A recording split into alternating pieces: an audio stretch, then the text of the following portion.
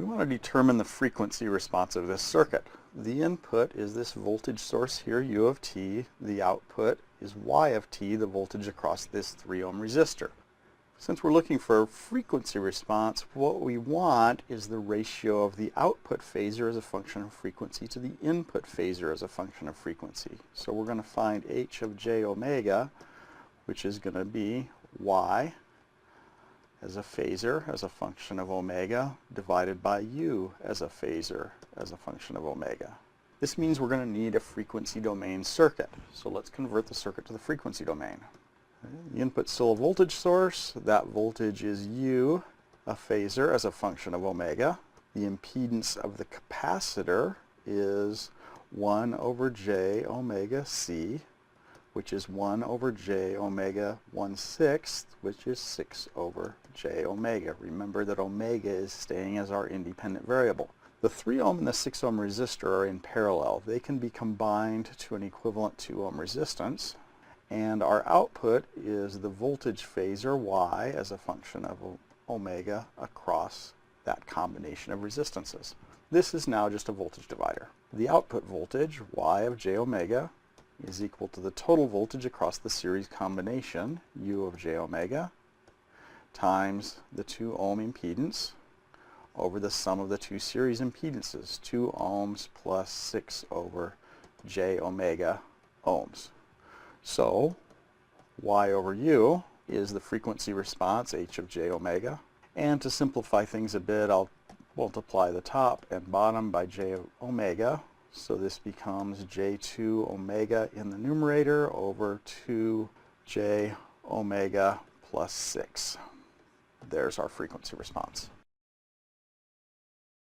In part B, we want to check the result of part A at very low frequencies, omega approximately 0, and very high frequencies as omega goes to infinity. So this is the frequency response we came up with. If omega is 0, this becomes 0 over 0 plus 6, which is just 0. And as omega goes to infinity, this is j2 omega over j2 omega plus 6. As omega goes to infinity, this term becomes very large compared to the 6, so this is approximately equal to j2 omega over j2 omega. Since these are the same omega, I can cancel those out, so the high frequency gain should be about 1. So now we want to check these values against what we'd expect based on the physical behavior of the capacitor's impedance at very low and very high frequencies. So from the circuit, as omega goes to 0, the capacitor looks like an open circuit. So this is U at J0, omega is equal to 0. The capacitor opens circuits at low frequencies. The 2 ohm resistance here is this 3 and 6 ohm resistance in parallel as it was before. So this voltage is Y at J0. Since there's no current through the open circuit, this has no voltage. So H of J0 is equal to 0, which luckily agrees with our result from our frequency response. And as omega goes to infinity, the capacitor looks like a short circuit. So this is U at J infinity. The capacitor shorts.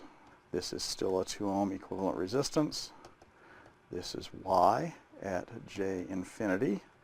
KVL around here says that this voltage is just equal to this voltage, so that's equal to U at J infinity. So H of J infinity is the ratio of the output at that frequency, Y at J infinity over U of J infinity. Since those are the same, this ratio is just equal to 1, and that also agrees with our frequency response. Finally, let's check the cutoff frequency of the circuit. Now we can find that from the frequency response, but I actually think it's a little bit easier to notice that for a first order circuit, the cutoff frequency is 1 over the time constant. And for an RC circuit, the time constant is the equivalent resistance seen by the capacitor times the capacitance. So if I kill the source, look at the equivalent impedance seen by the capacitor, this is an equivalent 2 ohm resistance. So Req is equal to 2 ohms.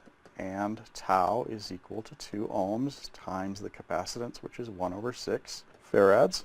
which is 1/3 of a second. So I would expect omega c to be 3 radians per second.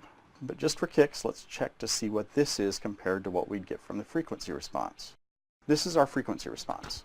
By definition, the magnitude of h of j at the corner frequency, omega sub c, is 1 over the square root of 2 times the maximum value of h of j omega at any frequency. We already saw that the maximum value of this was 1, so this is just 1 over square root of 2.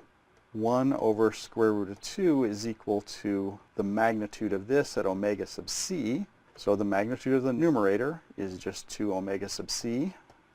The magnitude of the denominator is the square root of the real part squared, 6 squared, plus the imaginary part squared, which is 2 omega squared, and that's at omega sub c. Let's go ahead and plug omega sub c equals 3 into this. So 2 times 3 over the square root of 6 squared plus 2 times 3 is 6, 6 squared. This is 6 over 6 square root of 2. Those cancel, so this is true, and this actually is also the cutoff frequency based on our frequency response.